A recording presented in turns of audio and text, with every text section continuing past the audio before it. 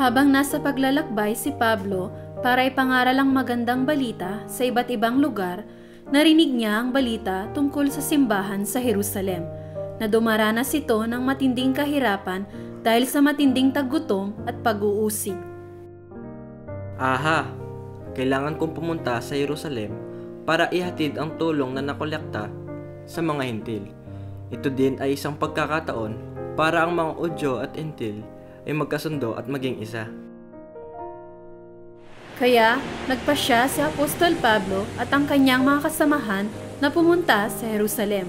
Sumakay sila sa bangka at bumaba sa may Tiro. Apostol Pablo, mag-ingat kayo. Dalhan nyo kami ng pasalubong pagbalik ninyo dito. Nakilala ni Pablo at ng kanyang mga kasamahan ang ibang mga kapatid sa Tiro. Nanatili sila doon ng 1 linggo. Wow! Apostol Pablo! Maligayang pagdating! Kanina pa namin kayo hinihintay. Nagulat ang lahat ng mga kapatid sa pananampalataya sa Tiro nang marinig nila ang balak ni Pablo na pagbisita sa Jerusalem.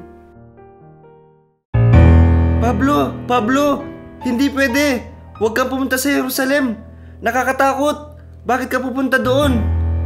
Sinasabi ko sa iyo, delikado ngayon ang pumunta sa Jerusalem. Pinapahirapan ang mga Kristiyano doon at inuusig. Naiintindihan ko na nag-aalala kayo. Gayunpaman, kailangan kong dalhin ang tulong na donasyon na binigay ng ating mga kapatid na Hentil sa simbahan sa Jerusalem. Kailangan kong pumunta sa Jerusalem. Naku po! Hindi po pwede, Apostol Pablo.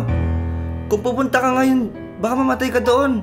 Pag-isipan mo po itong mabuti. Hindi ka dapat pumunta doon.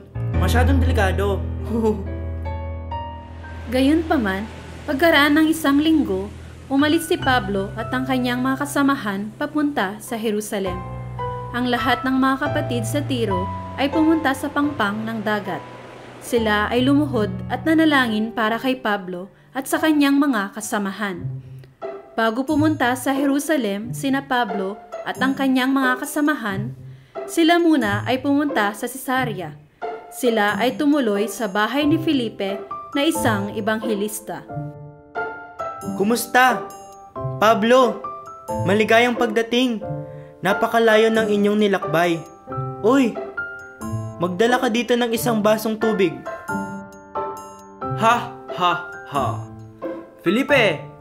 Kamusta ka na? Natutuwa akong makita kang muli. Hihi.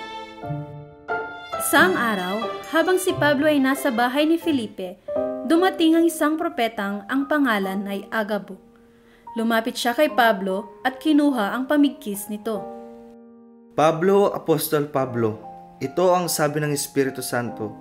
Ganito gagapusin ng mga Hudyo sa Jerusalem ang may-ari ng pamigkis na ito. Tatalian ng kanyang mga paa at kamay at siya'y ibibigay sa kamay ng mga Hentil. Ano? Talaga?